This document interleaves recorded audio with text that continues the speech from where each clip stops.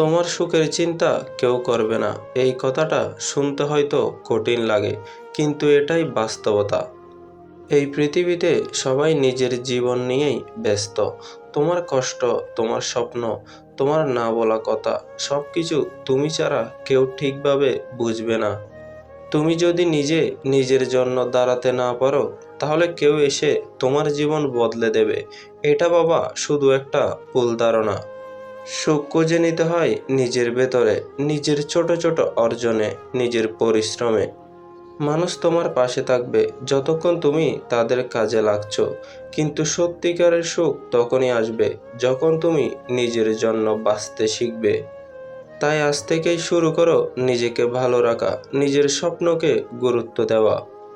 কারণ দিনের শেষে তোমার সুখের দায়িত্ব একমাত্র তোমারই। নিজেকে ঠিক রাখো, জীবন নিজে থেকেই সুন্দর হয়ে উঠবে।